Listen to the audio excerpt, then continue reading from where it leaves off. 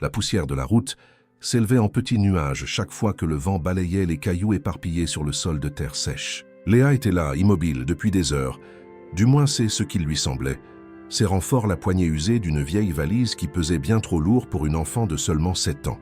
Le cuir était craquelé à plusieurs endroits et l'un des fermoirs ne tenait plus correctement, l'obligeant à la maintenir des 2 mains pour éviter que les quelques vêtements à l'intérieur ne se répandent par terre. Si ce genre d'histoire poignante vous captive, n'hésitez pas à vous abonner à notre chaîne et à laisser un pouce bleu sur cette vidéo. La cabane derrière elle était en ruine. La moitié du toit effondré vers l'intérieur et les planches des murs si pourries qu'on pouvait voir à travers les interstices. Léa ne comprenait pas pourquoi sa belle-mère l'avait emmenée dans cet endroit horrible, si loin de tout, où il n'y avait rien d'autre que des arbres, des hautes herbes, et ce silence qui lui faisait mal aux oreilles. La femme avait dit qu'elle allait chercher de l'eau au ruisseau et lui avait ordonné d'attendre là sans bouger, qu'elle reviendrait vite. Mais c'était il y a très longtemps, quand le soleil était encore au zénith. Maintenant, le soleil déclinait, teignant tout d'orangé et de pourpre, et la belle-mère n'était toujours pas revenue. Léa sentit son estomac gargouiller de faim, et sa gorge s'assécher de soif.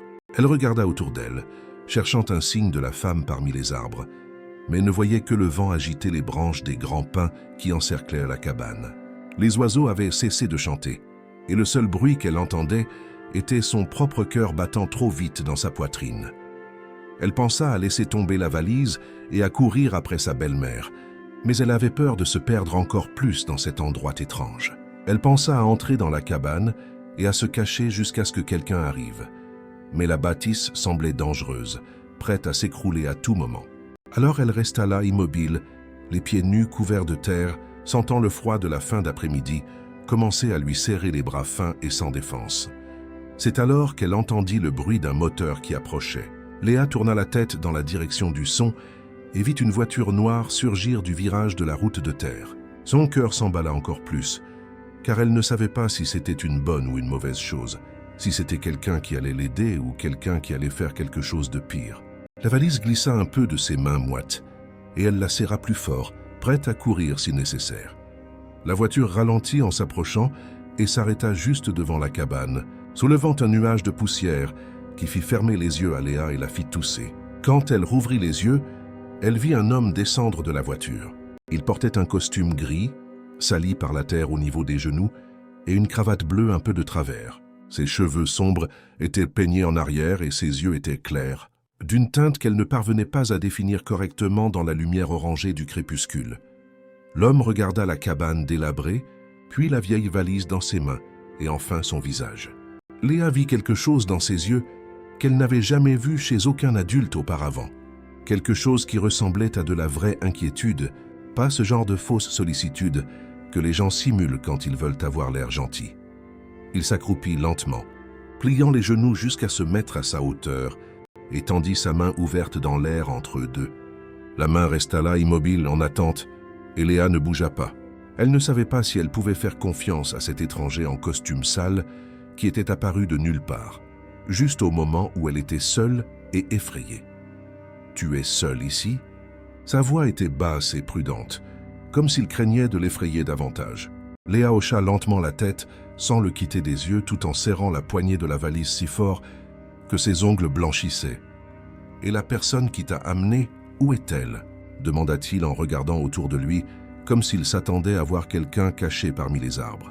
« Elle est partie », répondit Léa, sa voix fluette, presque emportée par le vent qui agitait les feuilles sèches au sol. L'homme prit une profonde inspiration et passa la main sur son visage, laissant une trace de terre sur sa joue. Il regarda de nouveau la cabane en ruine, les sacs en toile abandonnés au sol remplis de quelque chose qu'elle ne pouvait identifier, et revint finalement vers elle. « Elle va revenir ?» demanda-t-il, et cette fois sa voix était plus grave. Léa mit du temps à répondre, car elle n'était pas sûre de la réponse. Sa belle-mère avait dit qu'elle reviendrait vite, mais elle avait aussi dit beaucoup d'autres choses qui ne s'étaient jamais produites. Elle avait dit qu'elle prendrait soin d'elle après que sa mère fût partie pour toujours, mais en réalité, elle ne faisait que crier et la laissait affamée. Elle avait dit que les choses s'amélioreraient, mais elles n'avaient fait qu'empirer jusqu'à ce qu'elles arrivent dans cet endroit horrible au milieu de nulle part. « Je ne sais pas. murmura Léa en regardant ses pieds sales. L'homme resta silencieux pendant un moment, qui lui sembla durer une éternité, la regardant simplement avec cette expression inquiète qui lui serrait étrangement la poitrine. Puis il demanda d'une voix plus douce, « Comment t'appelles-tu »« Jason Léa » répondit-elle doucement. « Léa, quel joli prénom » dit-il avec un petit sourire qui n'atteignait pas ses yeux. « Je m'appelle Antoine, et je ne te laisserai pas ici toute seule, je ne peux pas faire ça. » Les mots sortirent fermes et décidés, portant un poids qu'elle ne comprenait pas entièrement, mais qui, d'une certaine manière, lui donnait envie de le croire. Antoine se releva lentement, faisant craquer ses genoux, et tendit de nouveau la main, cette fois avec plus d'insistance. « Viens avec moi, je vais t'emmener dans un endroit sûr où tu pourras manger et dormir correctement, » dit-il, et sa main resta là en l'air attendant une décision que Léa ne savait pas si elle était capable de prendre. Elle regarda la cabane derrière elle, cet endroit terrible qui était pourtant tout ce qu'elle connaissait désormais, puis elle regarda à nouveau l'homme au costume sale qui promettait des choses trop belles pour être vraies. Sa belle-mère disait toujours qu'il ne fallait pas faire confiance aux étrangers, mais sa belle-mère l'avait aussi abandonnée là, seule, sans eau, sans nourriture, qu'attend rien. « Et si elle revient et qu'elle ne me trouve pas ?»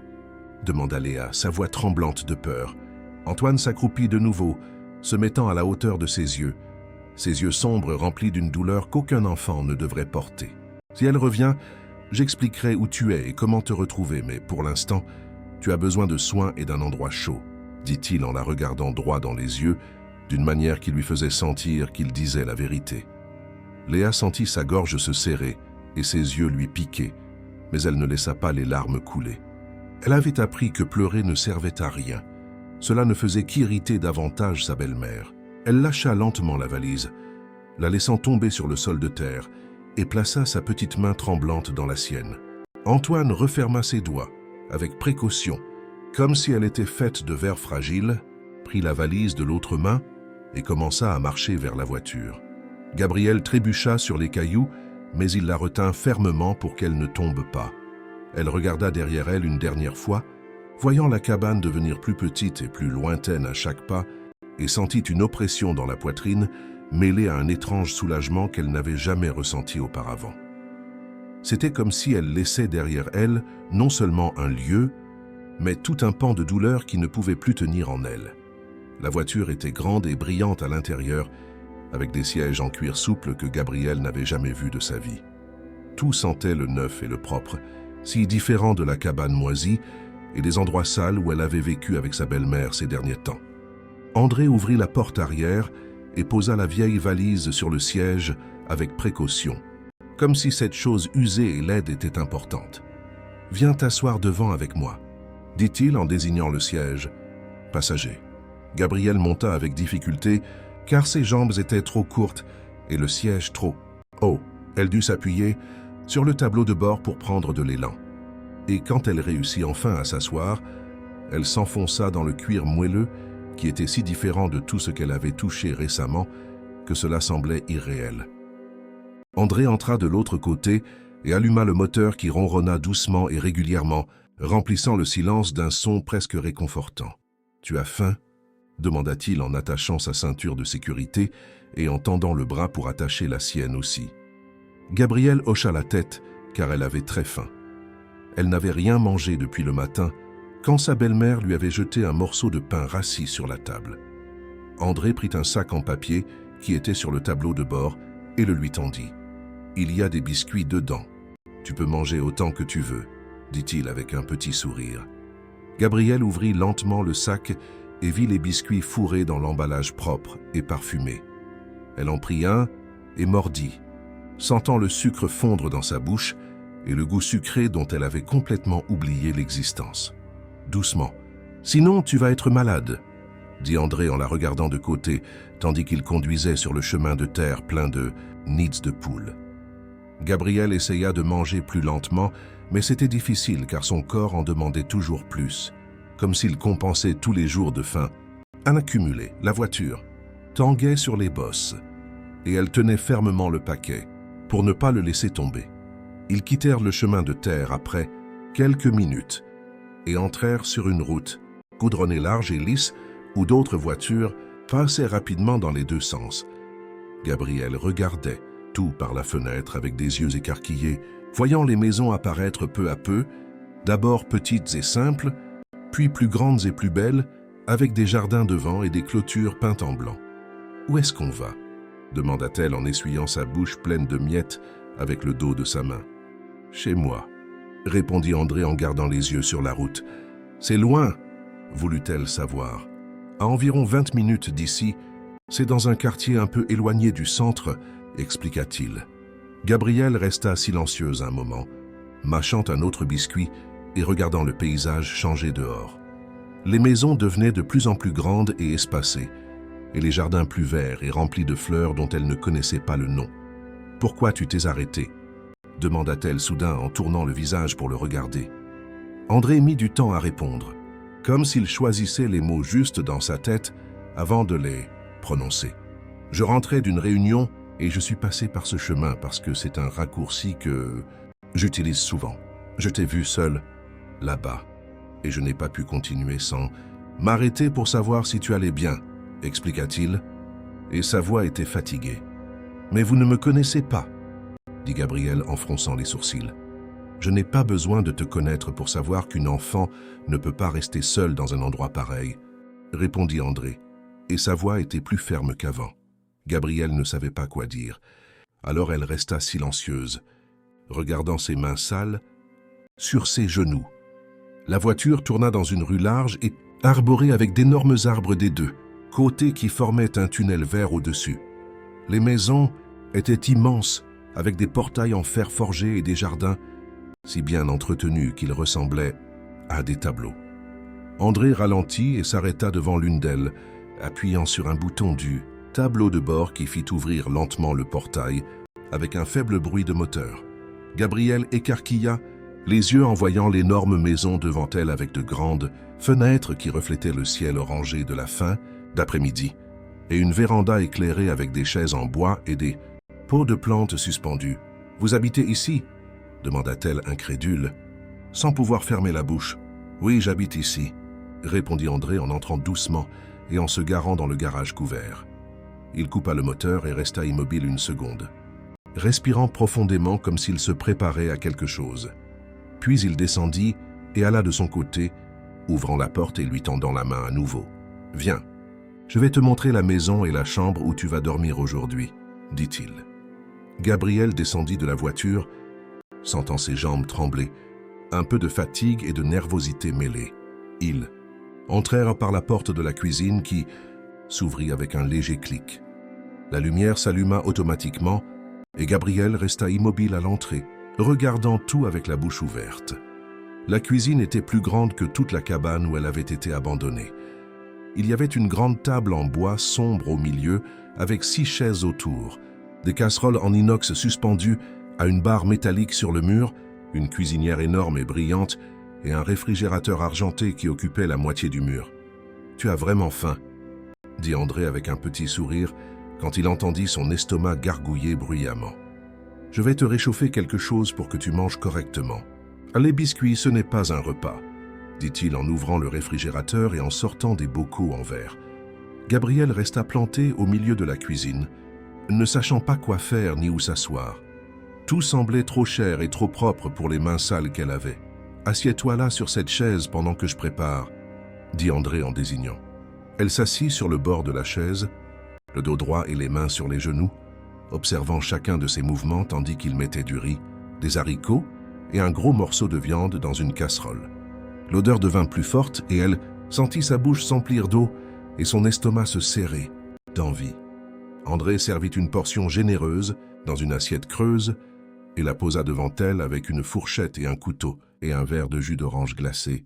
« Mange doucement. Pour ne pas être malade, d'accord.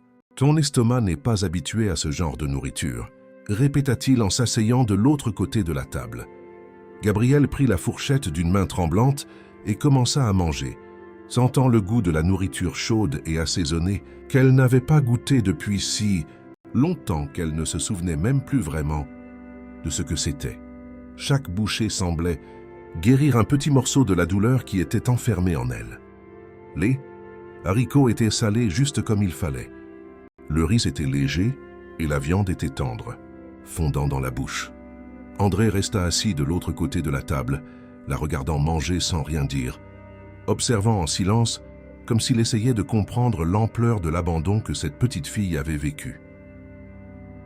Quand elle eut fini, il prit l'assiette vide et l'emmena à l'évier où il commença à la laver à l'eau chaude et au savon. « Maintenant, je vais te montrer où tu vas dormir, et demain on parlera du reste, » dit-il en s'essuyant les mains sur un torchon blanc. Gabriel le suivit hors de la cuisine, traversant un salon immense, avec des canapés en cuir et une grande télévision accrochée au mur, montant un large escalier avec une rampe en bois poli jusqu'au premier étage où il y avait un long couloir avec plusieurs portes fermées des deux côtés. André en ouvrit une au bout du couloir et alluma la lumière, révélant une chambre spacieuse avec un lit double recouvert d'une couette bleu clair, un bureau en bois appuyé contre le mur et une grande fenêtre avec des rideaux blancs. « Tu peux rester ici pour l'instant. La salle de bain est juste à côté, » dit-il en désignant la porte. Gabrielle entra lentement et regarda autour d'elle, n'arrivant pas à croire qu'elle allait dormir dans un endroit pareil. « C'est vrai ?» demanda-t-elle en se tournant pour le regarder. Les yeux brillants. « Oui, c'est vrai, Gabrielle. Cette chambre est à toi tant que tu es ici, » confirma André. « Demain, on réglera le reste, mais pour l'instant, tu as besoin de prendre une douche et de te reposer parce que la journée a été longue. » Gabrielle se tourna vers lui et pour la première fois depuis qu'elle avait été abandonnée sur ce chemin de terre, elle eut envie de pleurer, non pas de tristesse ou de peur, mais de quelque chose qui ressemblait à de l'espoir, mêlé à un soulagement si grand qu'il lui faisait mal à la poitrine. « Merci, » dit-elle, la voix tremblante et les yeux se remplissant de larmes.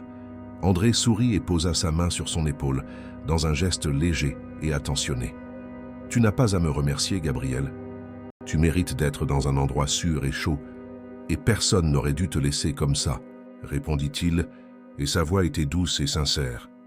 Le soleil entrait par la grande fenêtre, frappant directement le visage de Gabrielle, qui se réveilla effrayée, ne sachant pas où elle était.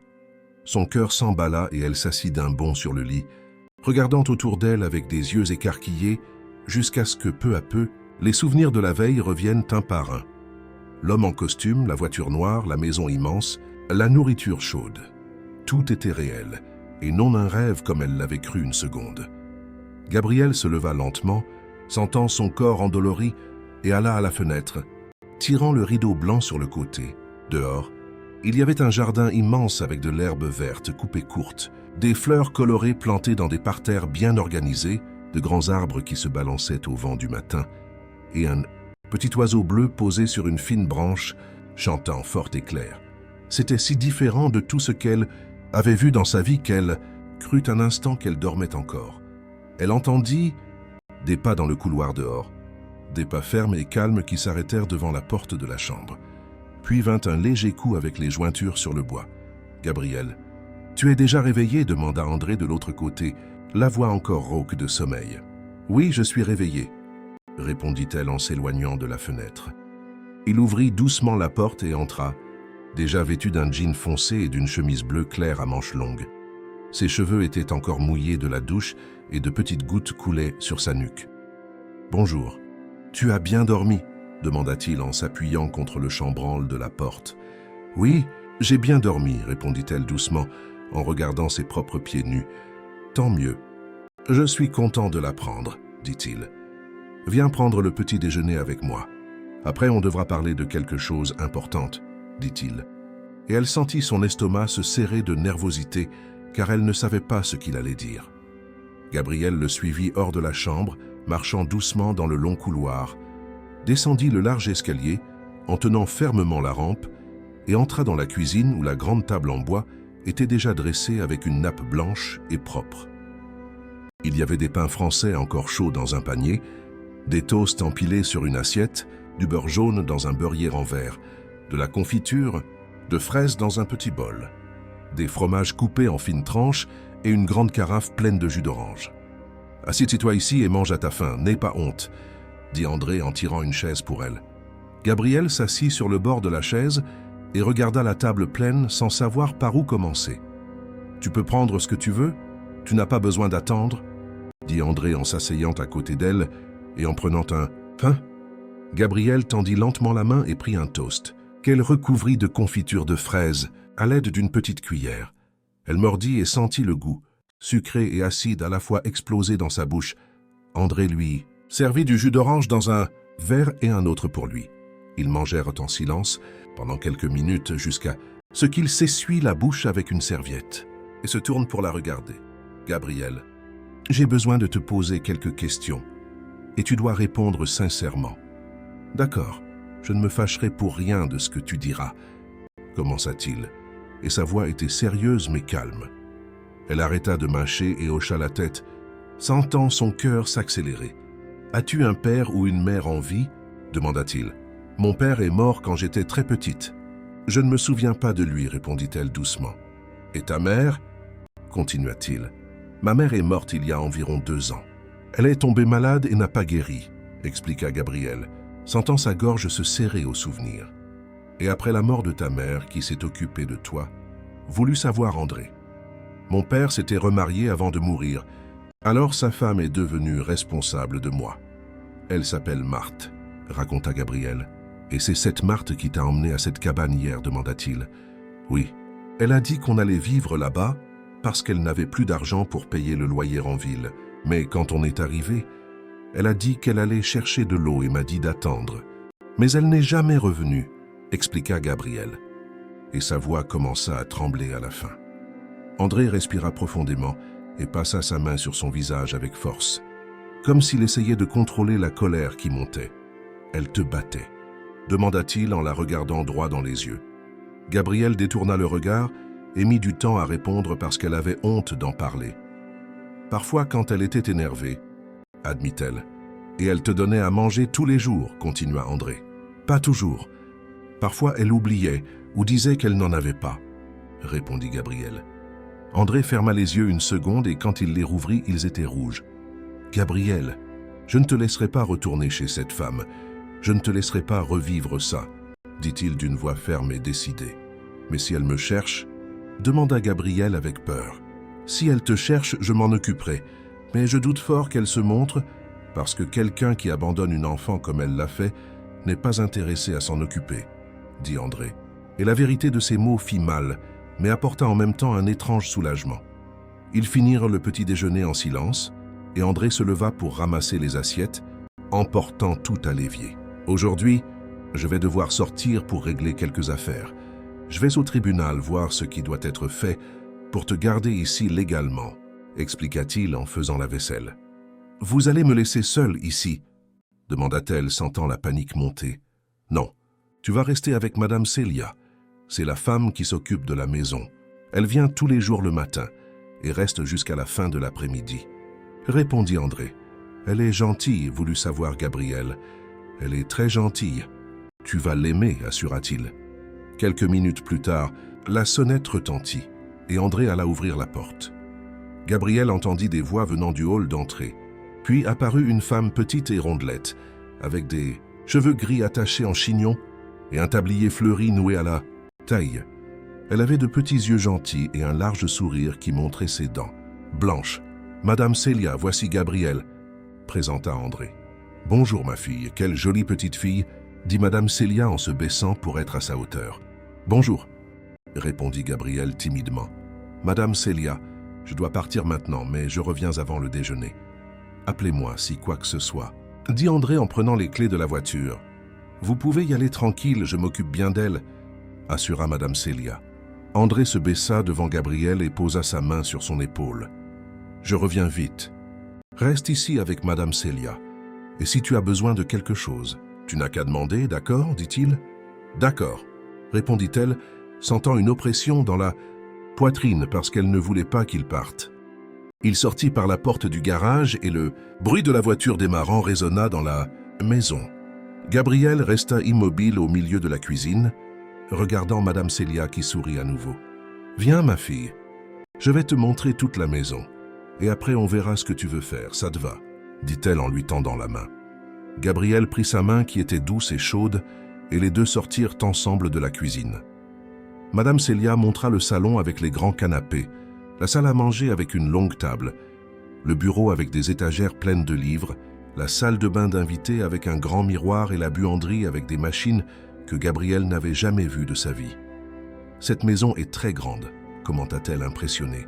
« Oui, André vit ici seul depuis environ 3 ans, depuis le décès de sa mère, raconta Madame Célia en montant l'escalier. « Il n'a plus personne ?»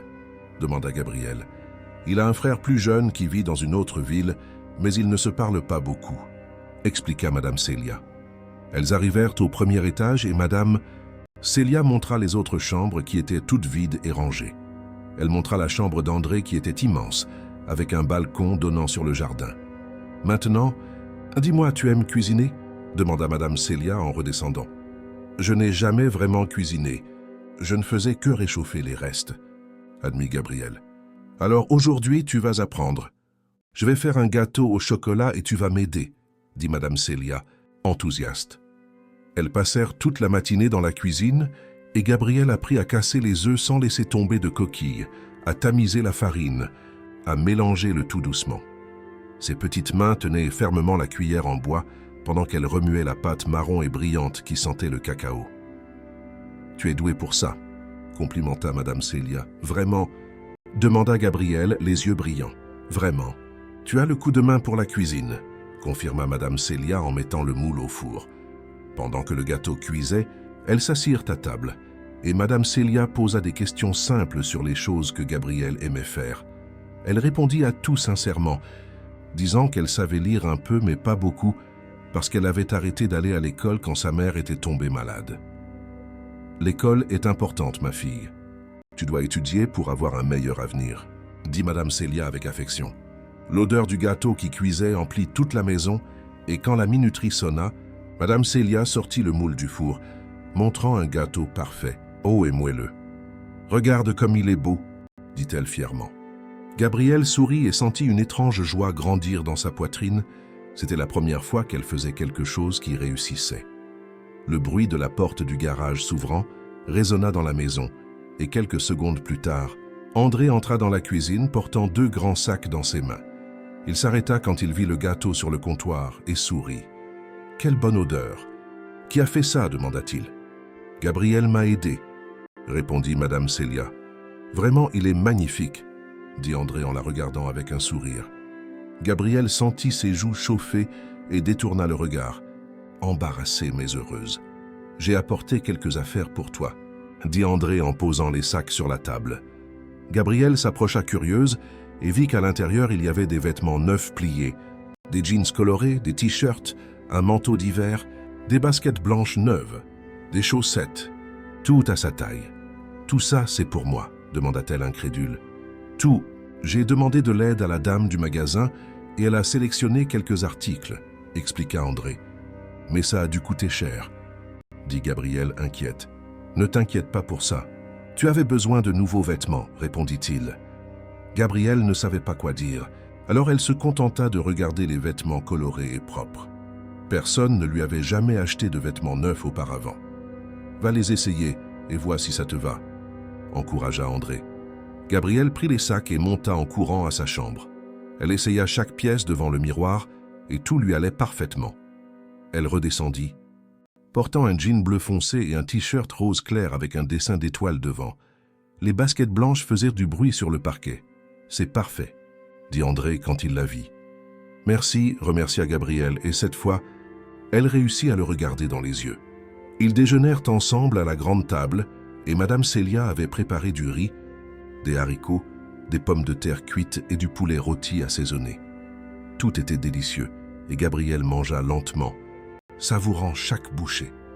Après le déjeuner, André dit qu'il avait besoin de lui parler à nouveau et les deux allèrent dans le salon où ils s'assirent sur le grand canapé. « Gabrielle, ce matin je suis allé au tribunal et j'ai parlé à quelques personnes de ta situation, » commença-t-il. « Et qu'est-ce qu'ils ont dit ?» demanda-t-elle nerveusement. « Ils ont dit que pour que tu restes ici avec moi légalement, je dois déposer une demande de garde provisoire. Cela signifie que la justice va t'autoriser à vivre ici pendant qu'ils enquêtent sur ce qui s'est passé, » expliqua André. « Et s'ils décident que je dois retourner chez Marthe ?» demanda Gabrielle, sentant la peur lui serrer la gorge. « Je ferai tout ce qui est en mon pouvoir pour que cela n'arrive pas. Je leur montrerai que tu ne peux pas retourner chez une personne qui t'a abandonné, » assura André. « Vous voulez vraiment que je reste ici » demanda-t-elle d'une voix basse. « Oui, je le veux, Gabriel. Je sais que tout cela est arrivé très vite, mais hier, quand je t'ai vu seul sur cette route, j'ai senti que je devais t'aider et maintenant je ne peux pas imaginer te renvoyer, » répondit-il avec sincérité. Gabriel sentit ses yeux se remplir de larmes, mais cette fois, ce n'était pas de tristesse, mais d'un sentiment qu'elle ne pouvait nommer, mais qui était bon et chaleureux.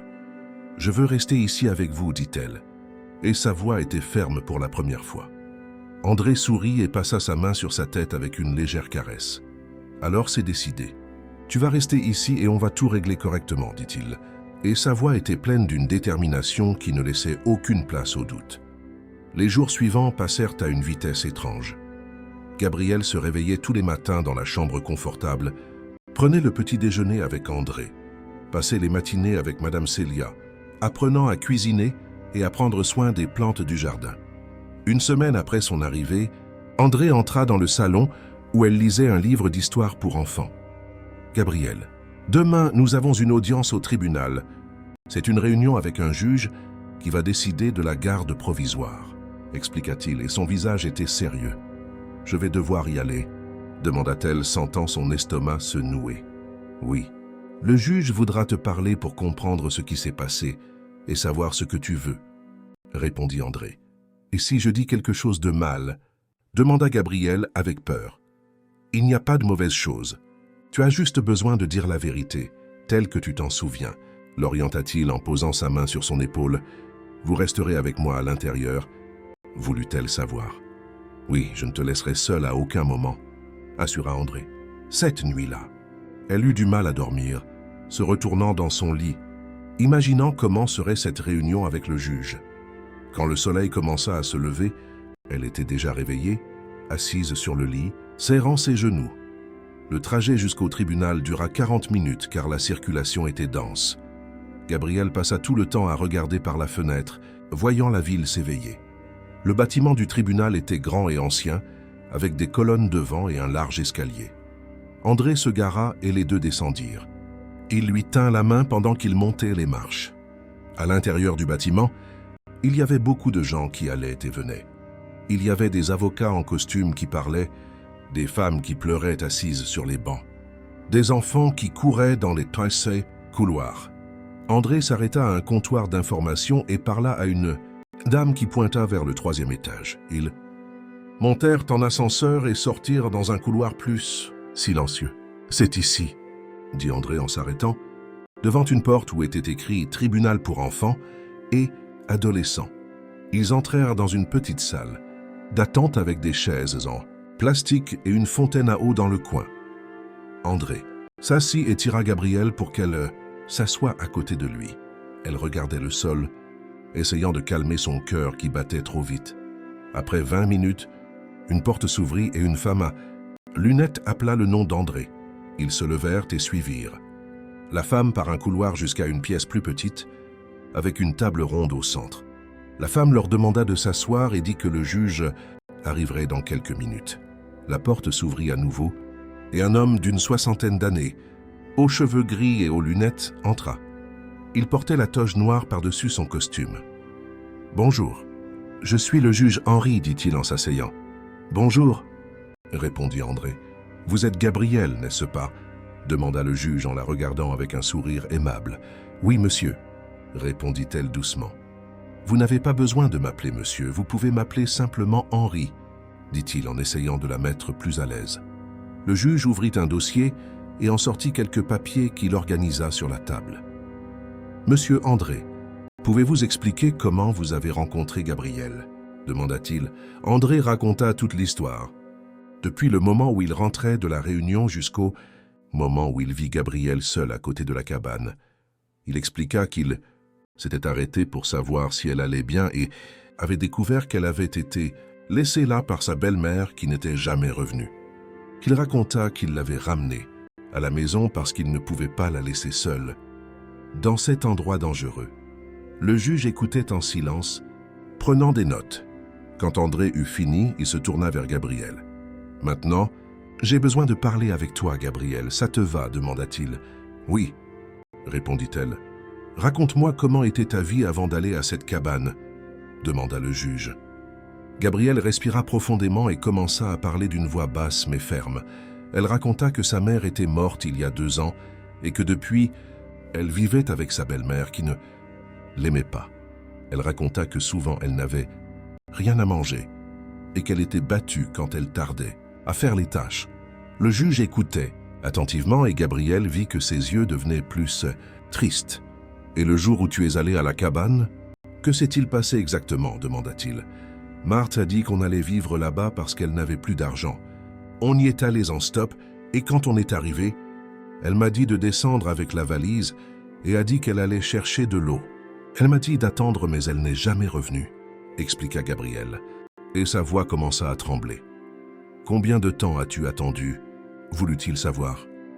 Je ne sais pas exactement, mais le soleil était haut quand elle est partie et il faisait presque nuit quand André est arrivé, répondit Gabrielle. Et tu avais peur, continua le juge. J'avais très peur. Je ne savais pas quoi faire et je ne connaissais personne dans cet endroit, admit-elle. Gabrielle, réponds-moi sincèrement. Veux-tu retourner chez ta belle-mère ? Demanda le juge en la regardant profondément dans les yeux. Non, je ne veux pas y retourner, répondit-elle sans hésiter. Pourquoi ? Voulut-il savoir. Parce qu'elle ne m'aime pas et j'ai peur d'elle. Et parce qu'elle m'a laissé seule et est partie, expliqua Gabrielle. Et tu aimes être chez André, demanda le juge. J'aime beaucoup. Il est bon avec moi et me traite bien. Je me sens en sécurité là-bas, répondit-elle. Le juge resta silencieux un instant, puis frappa avec le marteau sur la table. Je vais accorder la garde provisoire à monsieur André pour une période de 6 mois, déclara-t-il. Gabrielle sentit son cœur faire un bond et André lui serra la main. Merci, monsieur le juge, dit-il soulagé. Ils sortirent de cette pièce et retournèrent dans le couloir. Ce n'est que lorsqu'ils entrèrent dans la voiture qu'André laissa échapper un long soupir. « On a réussi, Gabrielle. Tu vas rester avec moi, dit-il en se tournant pour la regarder. « Vraiment ?» demanda-t-elle. « Vraiment ?» confirma-t-il. Et Gabrielle commença à pleurer de soulagement et de bonheur. Ils rentrèrent à la maison et Madame Célia les attendait anxieusement à la porte. Quand elle apprit la nouvelle, elle serra Gabrielle si fort dans ses bras qu'elle faillit lui couper le souffle. « Quelle bénédiction, ma fille !»« Quelle bénédiction !» répétait-elle, la voix étranglée. Ce soir-là, ils fêtèrent avec un dîner spécial que Madame Célia avait préparé. Il y avait des lasagnes à la viande avec du fromage fondu dessus et en dessert, du flan au lait concentré que Gabrielle adorait. Après le dîner, André appela Gabrielle pour s'asseoir avec lui sur le canapé. « Maintenant que tu vas vraiment rester ici, on doit penser à quelque chose d'importante, commença-t-il.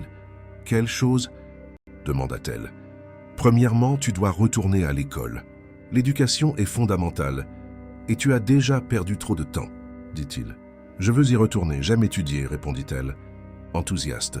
« Tant mieux, demain je vais à l'école du quartier pour faire ton inscription, dit André.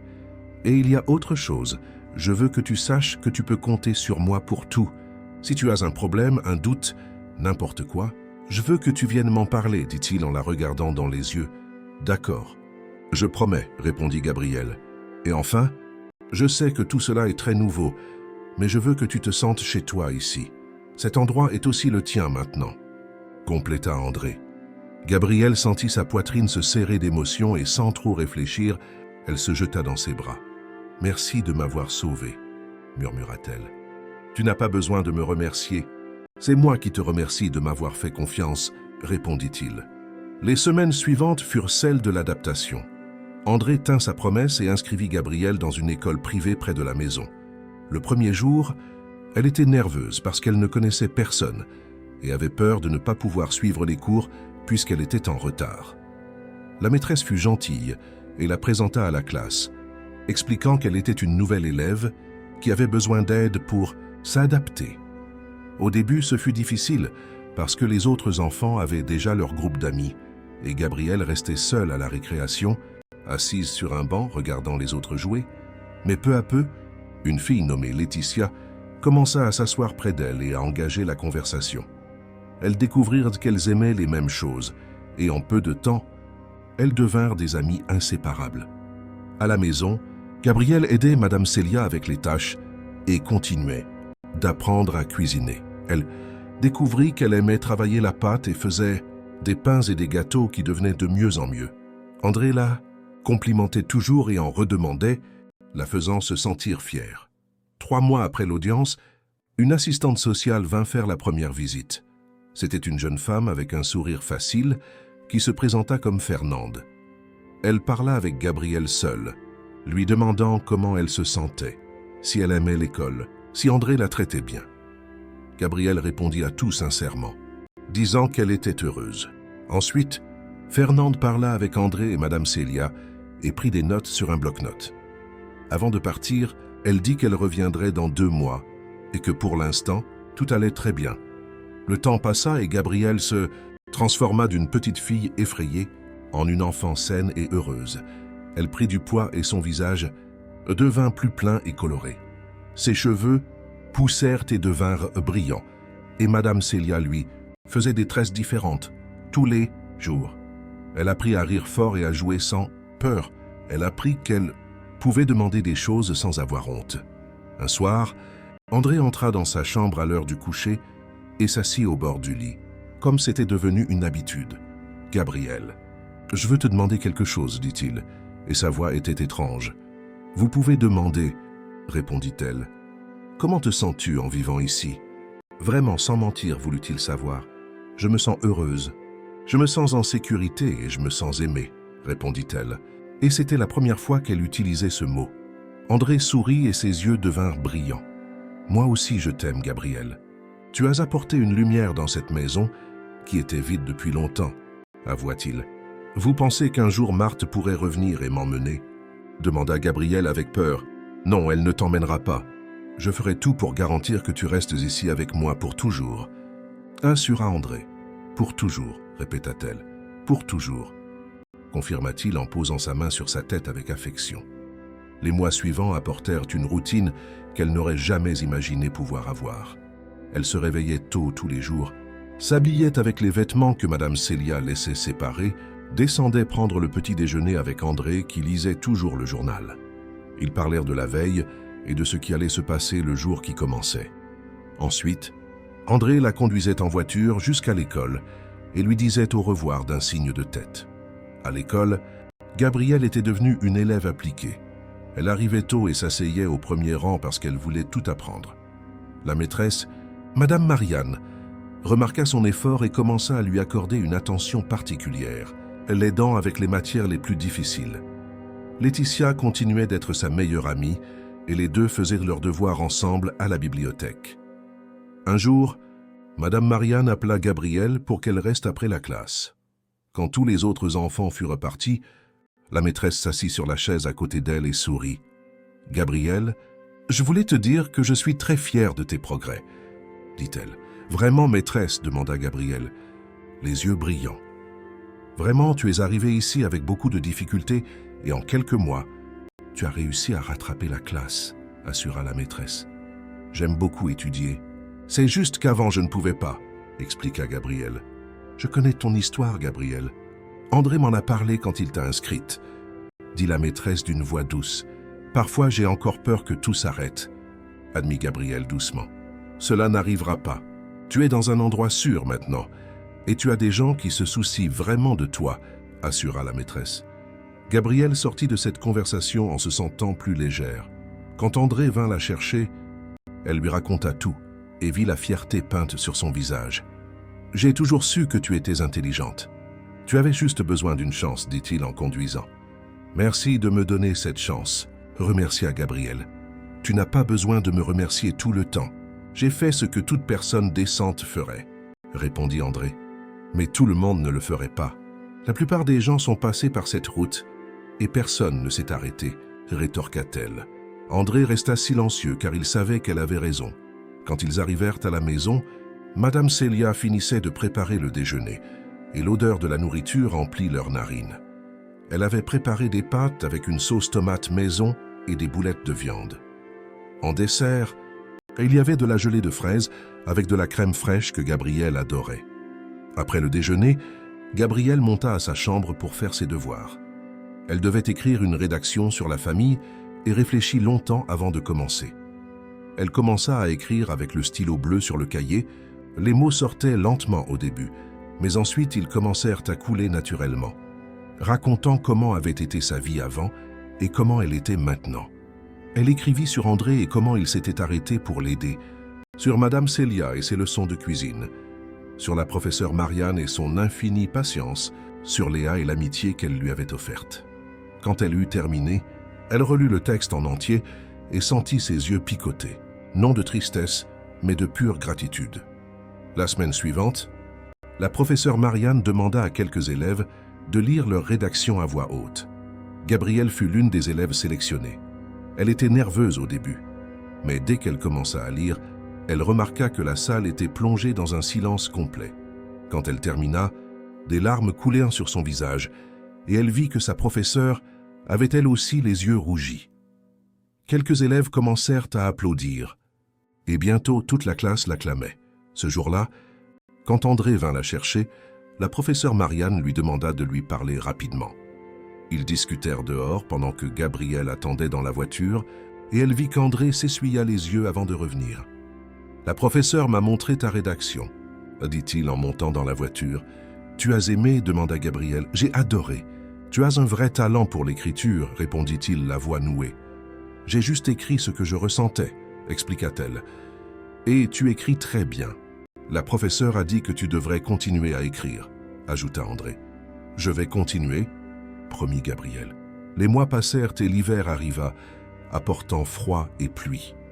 André lui acheta de gros manteaux et des bottes.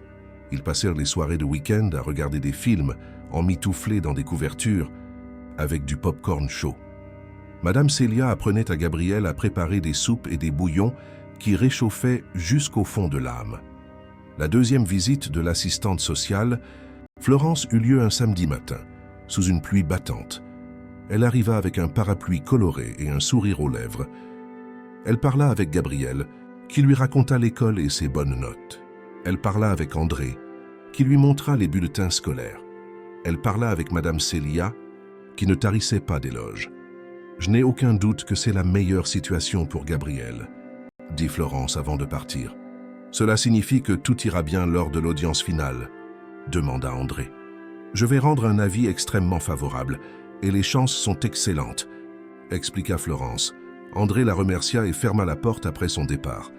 Il se retourna et vit Gabrielle, debout au milieu du salon, le regard plein d'espoir. « Tu as entendu ce qu'elle a dit ?» demanda-t-il. « Oui, j'ai entendu, » répondit Gabrielle. « Dans 3 mois, nous aurons l'audience finale. Et après cela, tu seras officiellement ma fille, » annonça André. C'était la première fois qu'il utilisait ce mot. Gabrielle sentit quelque chose exploser dans sa poitrine, un bonheur si immense qu'il la submergeait. Elle courut et sauta dans ses bras. Il la rattrapa en l'air et la fit tournoyer en riant. « Ta vraie fille ?» demanda-t-elle. « Pour de vrai. »« Je vais déposer la demande d'adoption » confirma André. « Je pourrais t'appeler papa. » Voulut savoir Gabrielle. « Tu peux m'appeler comme tu veux. »« Mais j'adorerais que tu m'appelles papa » répondit-il, la voix tremblante. Gabrielle serra André de toutes ses forces et répéta doucement, comme si elle testait le mot. « Papa » dit-elle. Et le mot sonna juste et vrai. Les 3 mois suivants furent consacrés à la préparation de l'audience finale. André engagea un avocat spécialisé qui prépara tous les documents nécessaires, rassembla les rapports scolaires, des photos montrant leurs moments heureux et des témoignages de Madame Célia et de la professeure Marianne. Gabrielle resta concentrée sur ses études et, à la fin de l'année scolaire, reçut une mention d'honneur pour avoir obtenu les meilleurs résultats de sa classe. Lors de la cérémonie de clôture, elle monta sur la scène de l'auditorium pour recevoir son certificat et vit André dans le public, les yeux brillants de fierté, applaudissant plus fort que quiconque. Les vacances d'été commencèrent et André prit 2 semaines de congé pour faire un voyage avec Gabrielle. Ils partirent à la mer et logèrent dans un petit hôtel face à l'océan. Elle n'avait jamais vu l'océan auparavant et resta des heures sur le sable à regarder les vagues se briser. André lui apprit à nager dans les eaux peu profondes. Elle rit tellement qu'elle avala de l'eau salée, mais elle ne s'arrêta pas de rire. Ils construisirent des châteaux de sable avec des tours et des ponts, se promenèrent sur la plage en fin d'après-midi, lorsque le soleil se couchait, peignant le ciel en orange, et mangèrent des glaces assis sur un banc, regardant les vendeurs ambulants passer. Un soir, alors qu'ils étaient assis sur le balcon de la chambre à regarder les étoiles, Gabrielle posa une question qu'elle gardait en elle depuis longtemps. « Est-ce que ta vie te manque ?» Quand tu vivais seule, voulut-elle savoir. André prit un moment pour répondre, comme s'il réfléchissait profondément. Au début, j'ai cru que ça me manquerait.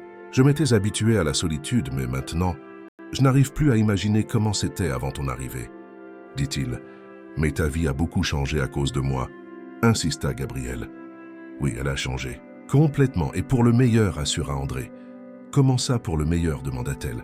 Parce qu'avant, j'existais, c'est tout. Je me levais, je travaillais, je rentrais, et je recommençais sans but. Mais maintenant, j'ai une raison de me lever chaque matin. J'ai quelqu'un dont je dois prendre soin, et quelqu'un qui tient vraiment à moi, expliqua-t-il. Je tiens beaucoup à toi, dit Gabrielle. Je sais. Et tu n'as aucune idée de ce que cela représente pour moi, répondit André en posant sa main sur sa tête. Ils revinrent de voyage bronzés et heureux. Madame, Célia dit qu'il semblait être un duo complètement différent. Les dernières semaines, avant l'audience finale, passèrent rapidement, et quand le jour arriva, Gabrielle était nerveuse, mais pas effrayée comme la première fois. Ils entrèrent dans le bâtiment du tribunal, qui leur était désormais familier, montèrent au même étage, entrèrent dans la même salle d'attente, puis furent appelés dans la salle où le juge Henri les attendait déjà. Il y avait aussi l'assistante sociale Florence et l'avocat qu'André avait engagé. « Bonjour à tous. Nous allons poursuivre la procédure », commença le juge. « J'ai lu tous les rapports et je dois dire que je suis très impressionné par les progrès réalisés par l'enfant, » dit-il en regardant Gabrielle avec un sourire. « Comment te sens-tu, Gabrielle » demanda-t-il. « Je suis très heureuse, Henri. » répondit-elle. « Et tu veux continuer à vivre avec André » demanda-t-il. « Oui, vraiment. Il est la meilleure chose qui me soit arrivée dans la vie » répondit-elle sans hésiter. Le juge regarda à nouveau les papiers, puis André. « Monsieur André, je vois ici que vous avez déposé une demande d'adoption. Est-ce exact » demanda-t-il. « Oui, monsieur le juge. Je souhaite adopter Gabrielle officiellement » confirma André. « Et vous comprenez que l'adoption est irréversible » questionna le juge. « Je le comprends parfaitement et c'est exactement ce que je veux » répondit André. Le juge se tourna vers Florence. « Docteur Florence, quel est votre avis » demanda-t-il. « Mon avis est complètement favorable. J'ai rarement vu une adaptation aussi réussie. L'enfant est en bonne santé, heureuse et aimée, » répondit Florence. Le juge hocha la tête et resta silencieux un instant, les regardant tous. Puis il frappa son marteau sur la table, produisant un son sec qui résonna. « Compte tenu de tout ce qui a été présenté, j'accorde la garde définitive et autorise la procédure d'adoption. Monsieur André est désormais officiellement le père de Gabrielle, » déclara-t-il. Gabrielle sentit les larmes couler sur son visage, et André la serra fort dans ses bras. L'avocat lui serra la main pour le féliciter. « Félicitations à vous deux. Prenez soin l'un de l'autre, » dit le juge en se levant. Ils sortirent de cette salle avec un papier officiel entre les mains qui changeait tout. Dans la voiture, André resta immobile un moment sans démarrer le moteur, fixant le document. « On a réussi, » dit-il finalement. « On a réussi, papa, » répéta Gabrielle. Cette fois, le mot sortit naturellement.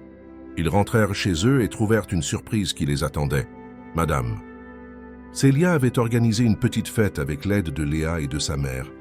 Il y avait des ballons colorés accrochés, un grand gâteau au chocolat, avec l'inscription « Félicitations famille », des amuse-gueules et du soda. « Comment avez-vous su » demanda André. Surpris. J'ai appelé Madame Célia pour lui dire que tout s'était bien passé, avoua Florence, apparaissant derrière eux. Ce fut un après-midi de célébration. Gabrielle joua avec Léa dans le jardin pendant que les adultes discutaient. Elle ouvrit ses cadeaux et reçut des livres, de jolis vêtements et un vélo rouge qu'André avait caché. Quand la nuit tomba et que tout le monde fut parti, la maison retrouva son silence, mais c'était un silence différent, plein de promesses. Ce soir-là, avant de dormir, André entra dans la chambre de Gabrielle et s'assit au bord du lit. « Papa, je peux te demander quelque chose, dit-elle. « Tu peux demander ce que tu veux, répondit-il. « Pourquoi t'es-tu vraiment arrêté ce jour-là » voulut-elle savoir. André inspira profondément et regarda par la fenêtre où la pleine lune éclairait le jardin. « Je me suis arrêté parce que ma mère m'a toujours appris qu'on ne doit pas tourner le dos à ceux qui ont besoin d'aide. Elle disait que chaque personne qui croise notre chemin est là pour une raison, expliqua-t-il. Ta mère devait être une très bonne personne, commenta Gabriel. Elle l'était. Elle était incroyable. Et je pense qu'elle serait très fière de savoir que je t'ai trouvé, dit André la voix serrée. Tu crois qu'elle nous regarde de là-haut? Demanda Gabriel. J'en suis certain et elle sourit, répondit-il. Gabriel se blottit sous la couette et, avant de s'endormir, dit une dernière chose. Je t'aime. Papa, merci de m'avoir sauvé, murmura-t-elle. Je t'aime aussi, ma fille. Et s'il y a quelqu'un qui a sauvé quelqu'un ici, c'est nous deux qui nous sommes sauvés mutuellement, répondit-il en l'embrassant sur le front avant de sortir. La vie reprit avec une normalité que Gabriel n'avait jamais connue. Elle se réveillait tous les jours en sachant exactement ce qui allait se passer. Et cette prévisibilité était désormais réconfortante. La nouvelle année scolaire commença et elle entra dans la classe supérieure avec confiance. Ses notes restaient excellentes et la professeure Marianne louait toujours ses efforts. Léa était toujours sa meilleure amie et elles passaient maintenant les week-ends l'une chez l'autre à faire leurs devoirs et à regarder des films. André continuait de travailler, mais il organisait désormais ses horaires pour être plus présent. Les week-ends, ils faisaient des activités ensemble, comme aller au cinéma, au parc, ou simplement rester à la maison. Gabriel avait pris l'habitude d'écrire dans un journal intime qu'André lui avait offert. Chaque soir, avant de dormir, elle notait les événements de la journée et ses sentiments. Elle écrivait sur les cours, sur ses conversations avec Léa, sur les dîners en famille, sur les moments où elle se sentait reconnaissante. Un jour, André rentra du travail plus tôt, avec une expression sérieuse. Il demanda à Gabriel de s'asseoir avec lui dans le salon, car il devait lui parler de quelque chose d'important.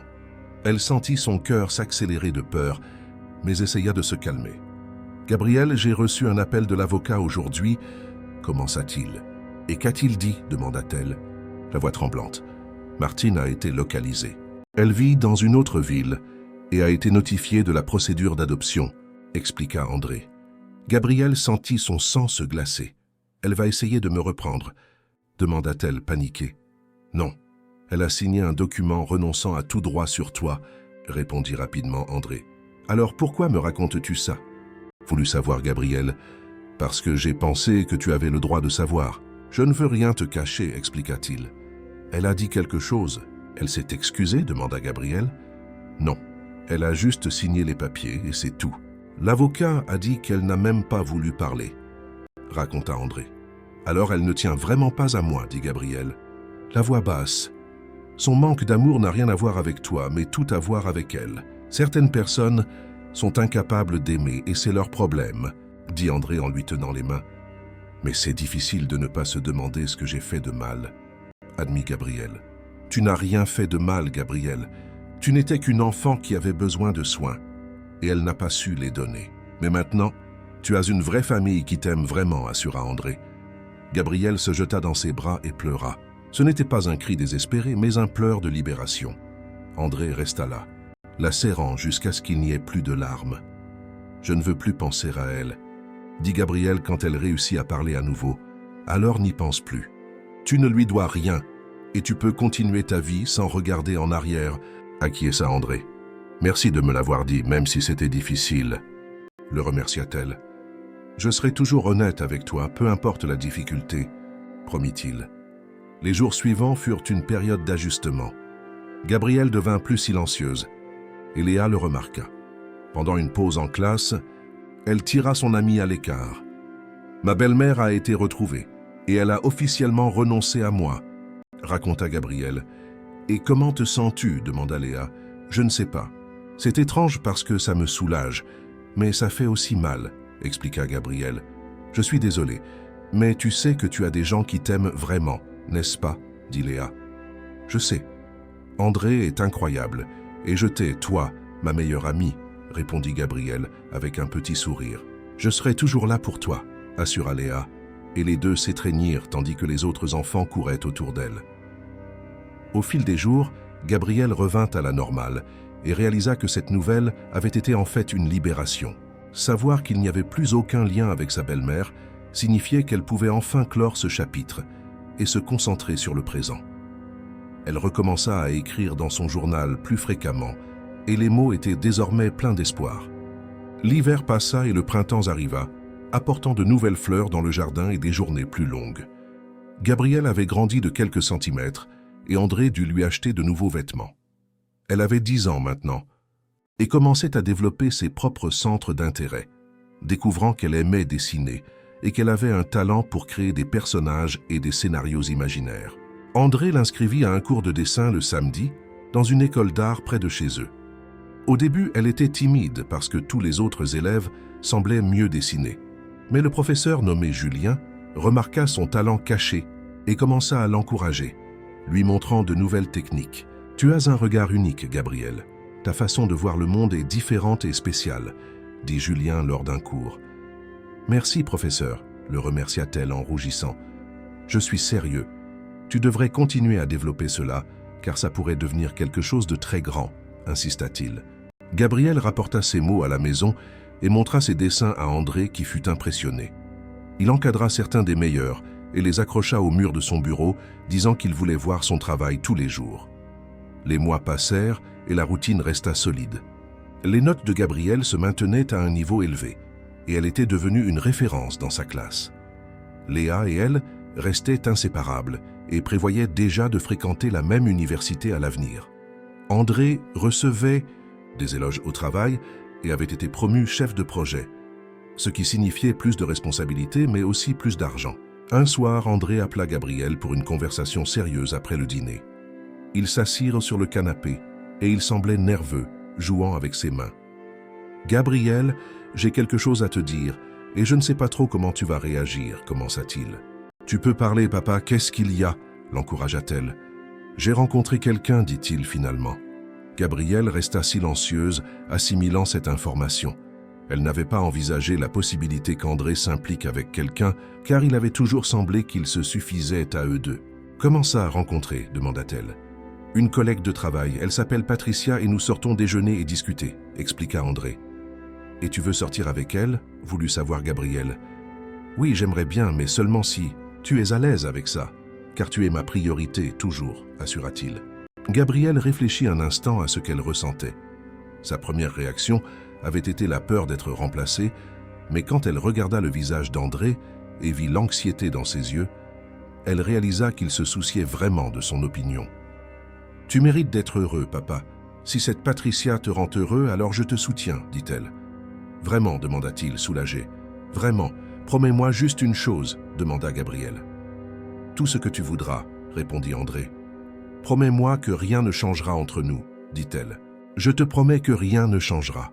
Tu seras toujours ma fille et ma priorité, » assura André en la serrant dans ses bras. Quelques semaines plus tard, André invita Patricia à dîner à la maison. Gabrielle était nerveuse et avait aidé Madame Célia à tout préparer, rendant la table jolie avec des fleurs au centre.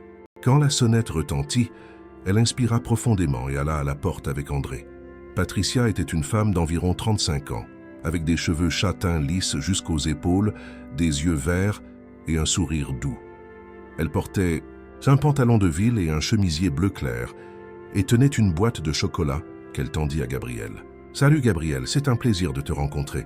André parle beaucoup de toi, dit-elle d'une voix douce. « Salut, enchanté aussi, répondit Gabrielle en prenant la boîte. Ils entrèrent et s'assirent dans le salon pour discuter. Patricia posa des questions sur l'école, sur ce que Gabrielle aimait faire, sur ses dessins, et semblait sincèrement intéressée. Pendant le dîner, la conversation coula naturellement, et Gabrielle réalisa que Patricia était intelligente et drôle, et qu'André souriait d'une manière différente quand il était près d'elle, un sourire plus léger et insouciant. Après le dessert, Patricia aida à débarrasser la table et, en partant, fit un léger câlin à Gabrielle. « Alors, qu'est-ce que tu en as pensé ?» demanda André après le départ de Patricia. « Elle a l'air sympa, je l'ai bien aimée, » admit Gabrielle. « Tant mieux, car elle t'a beaucoup aimé aussi, » dit André, soulagé. Les mois suivants apportèrent des changements subtils mais significatifs. Patricia commença à venir plus souvent à la maison, toujours respectueuse et gentille avec Gabrielle. Elle emmenait Gabrielle et Léa prendre une glace quand André travaillait tard, aidait avec les devoirs de mathématiques regarder les films que Gabrielle choisissait. Gabrielle réalisa qu'elle ne se souciait pas de la présence de Patricia et commença même à apprécier de la voir près d'elle. C'était différent d'avoir une mère, car elle en avait déjà eu une, mais c'était agréable d'avoir une autre figure féminine qui se souciait d'elle. Patricia lui enseignait des choses qu'André ne savait pas faire, comme des tresses élaborées ou choisir des vêtements qui s'accordèrent le mieux. 1 an après leur rencontre, André appela Gabrielle et Patricia pour une conversation spéciale. Ils s'assirent dans le salon et ils tenaient une petite boîte à la main. « Patricia, je t'aime et je veux passer le reste de ma vie avec toi. Veux-tu m'épouser » demanda André en ouvrant la boîte qui révélait une bague en or. Patricia mit ses mains sur son visage et ses yeux se remplirent de larmes. Elle regarda André puis Gabrielle, comme si elle demandait la permission. Gabrielle sourit et hocha la tête. « Oui, j'accepte », répondit Patricia, et André lui passa la bague au doigt. Ils s'embrassèrent et Gabrielle ressentit un bonheur sincère. Puis André se tourna vers elle. « Gabrielle, Patricia va faire officiellement partie de notre famille maintenant, et je voulais savoir ce que tu en penses, » dit-il. « Je suis heureuse, papa. Patricia est une bonne personne, et je sais qu'elle te rend heureux, » répondit Gabrielle. « Et toi, Gabrielle, je voulais que tu saches que je n'essaierai jamais de prendre la place de ta mère, mais je veux vraiment faire partie de ta vie et te voir grandir, » dit Patricia, la voix tremblante. « Merci, Patricia. Je veux aussi que tu fasses partie de notre famille, » la remercia Gabrielle.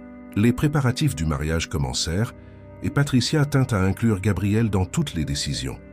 Elles choisirent ensemble les fleurs, le modèle du gâteau, le menu du dîner et même la robe de Gabrielle, qui serait demoiselle d'honneur. Le jour du mariage arriva par un matin ensoleillé. L'église était décorée de fleurs blanches et lilas. Les bancs étaient remplis d'amis et de membres de la famille. Gabrielle était magnifique dans une robe lilas clair avec un nœud blanc à la taille. Elle tenait le panier de pétales de rose et marcha dans l'allée, jetant les fleurs tandis que tout le monde la regardait et souriait. André était à l'autel dans un costume gris foncé. Quand Patricia entra par la porte au bras de son père, vêtue d'une robe blanche simple et élégante, son visage s'illumina d'une manière que Gabrielle n'avait jamais vue. La cérémonie fut émouvante, et quand le prêtre dit qu'ils pouvaient s'embrasser, tout le monde applaudit. La fête fut animée, avec de la bonne musique, de la nourriture délicieuse et beaucoup de danse. Gabrielle dansa avec André sur une chanson lente et il lui murmura à l'oreille « Merci d'avoir accepté Patricia dans notre vie. Tu es incroyable, dit-il. Merci de m'avoir montré ce qu'est une vraie famille, répondit-elle. La vie continua avec la nouvelle configuration. Patricia emménagea dans la maison, apportant quelques-unes de ses affaires, demandant toujours à Gabrielle si cela la dérangeait avant de changer quoi que ce soit. Elles développèrent leur propre routine.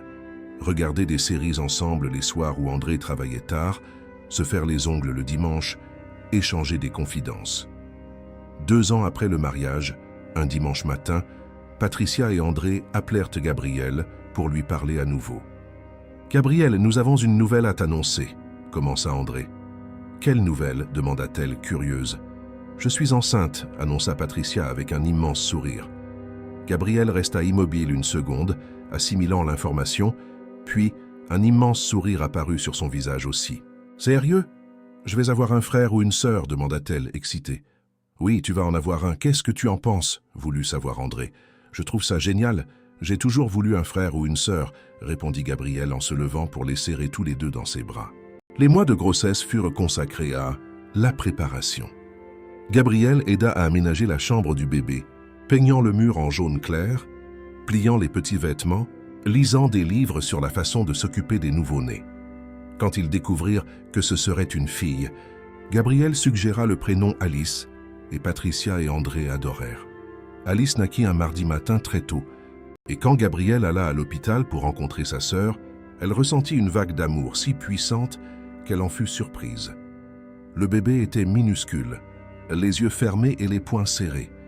Quand Gabrielle la tint pour la première fois, sentant son poids léger dans ses bras, elle sut qu'elle protégerait cet enfant de toutes ses forces. « Salut Alice, je suis ta grande sœur, et je prendrai soin de toi pour toujours, » murmura-t-elle. André et Patricia regardaient, les yeux embués, et Madame Célia, qui était également venue à l'hôpital, pleurait d'émotion. C'était une scène parfaite d'une famille qui s'était formée de différentes manières, mais qui était réelle et forte. Gabrielle avait 13 ans maintenant et avait beaucoup mûri. Elle continuait d'obtenir d'excellentes notes et aidait à la maison en s'occupant d'Alice lorsque ses parents en avaient besoin. Elle changeait les couches, préparait les biberons, berçait sa sœur quand elle pleurait.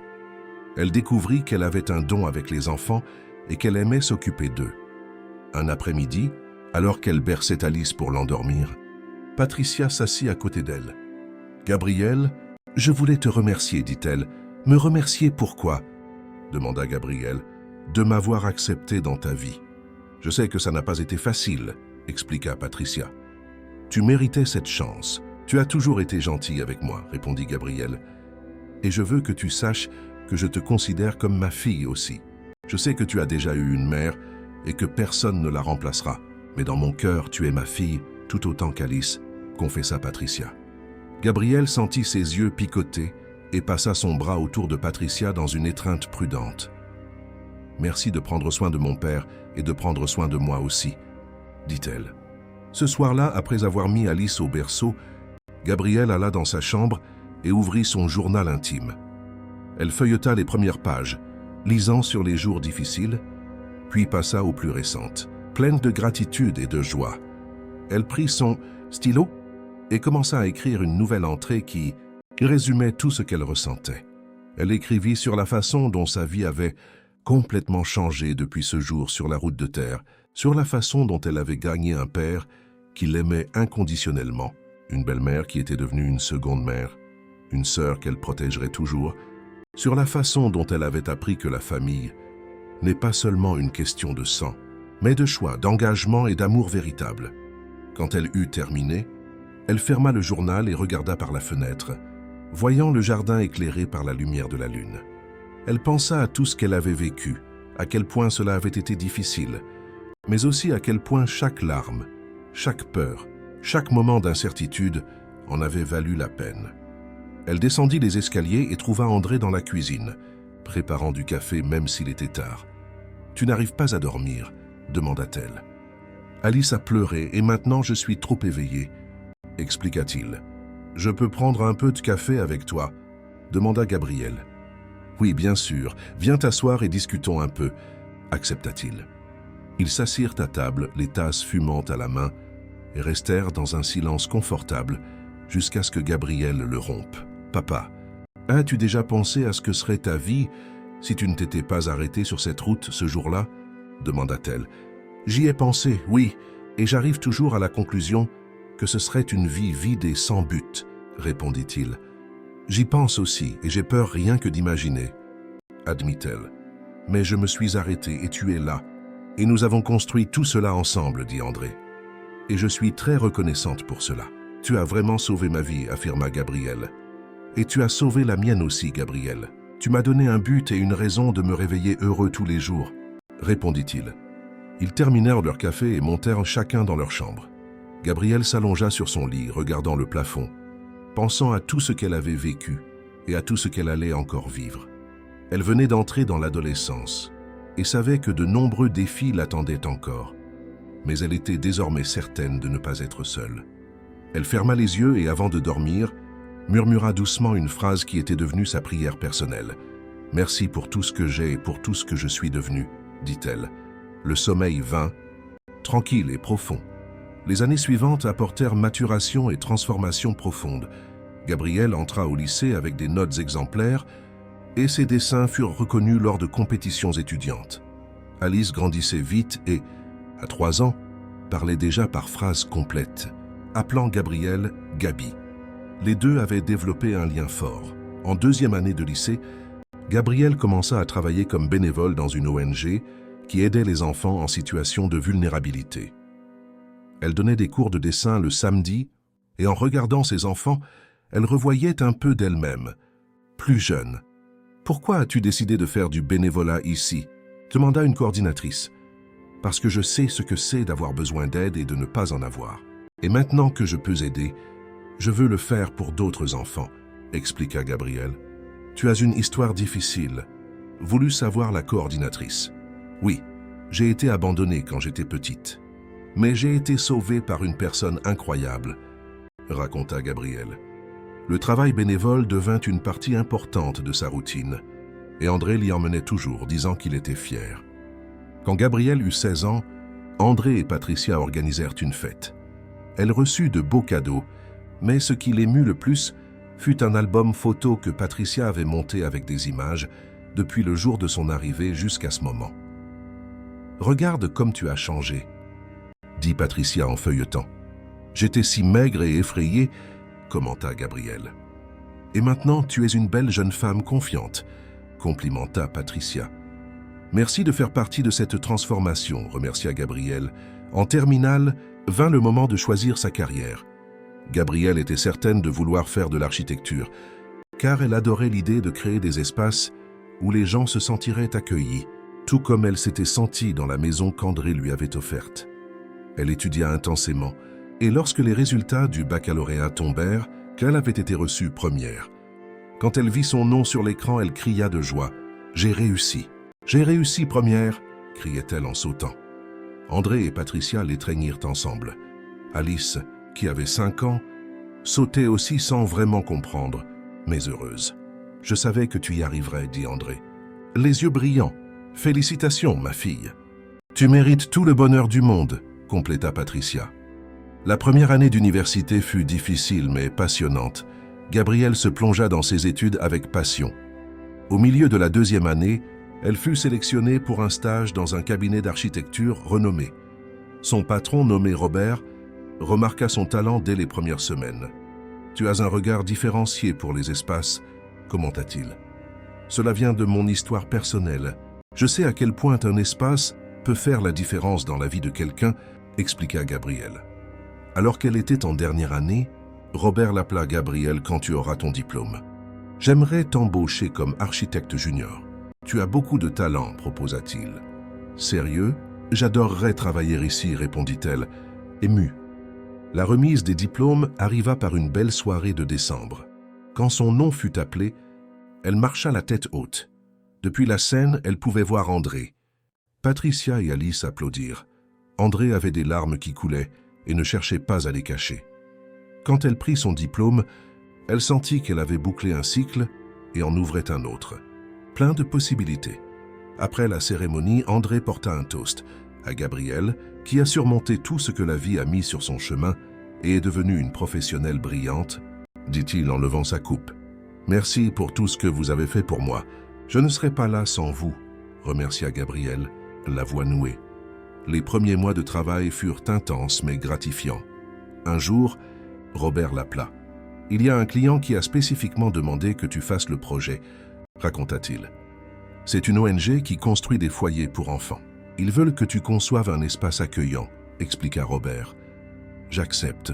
Ce serait un honneur, dit-elle. » Gabrielle se dédia à ce projet avec passion. Elle visita le terrain, parla avec les responsables et dessina chaque détail en pensant à créer un lieu qui transmette sécurité et espoir.